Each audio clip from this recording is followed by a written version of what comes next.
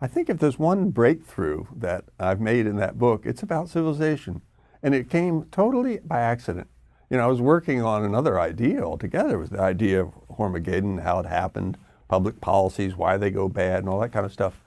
And in the course of it, this notion about how civilization arose and what role it plays and how it works came up, and I worked on it in the book, and I was very happy with that result because I thought I'd made a real contribution to the history of thinking about civilization. But anyway, we're describing why it is that these things happen. And they happen because we're bred for them.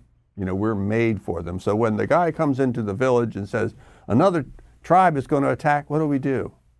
We don't sit down and say, well, what do you mean by attack? You know, is it really another tribe? What do they really want? Why don't we just sit down and talk to them? No, we're not bred for that at all. We're bred. And those of us who did not do this, by the way, are now extinct.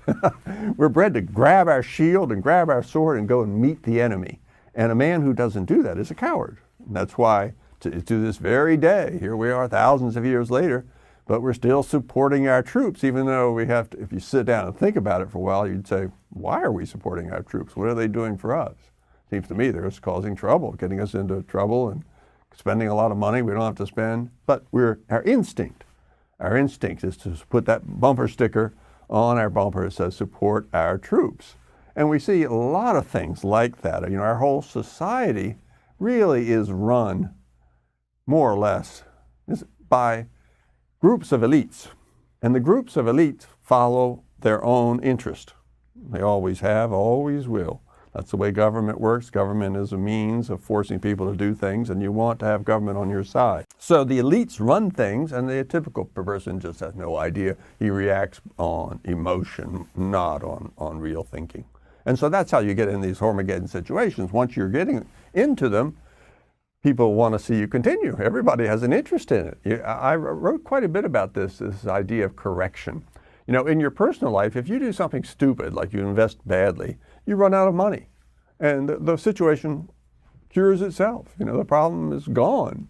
Or you do something really lunatic, like you think you can fly, you get up on top of a big barn and you start flapping your arms around and you jump off. Problem solves itself almost immediately. You don't do that again. But in public policy, it's very, very different, because in public policy, the policy makers think that humans can fly, and so they order public to get on top of tall buildings, and they jump off, flap their wings, and all die. And the policy makers then say, well, they didn't do it right. And so they get another bunch of people to get up on the thing. And it goes on and on. But we see that in monetary policy, where, you know, they've been trying to cure this debt crisis with more debt now for the last 5 years, 6 years. And it doesn't work, but they just keep doing it. And now they're announcing, you know, now they're hinting at another round of QE. Is there any evidence anywhere in the historical record that QE, money printing, actually makes anybody, other than the beneficiaries, wealthier? Not that I know of. If you could make a society richer by printing money, what would Zimbabwe be today? It would be a very different country. But you can't. And there's no evidence anywhere in the historical record. It goes back a long, long time, because the Romans were clipping the coins, you know, like 2,000 years ago. And it doesn't work. Of course it doesn't work, but that doesn't stop people from wanting to do it.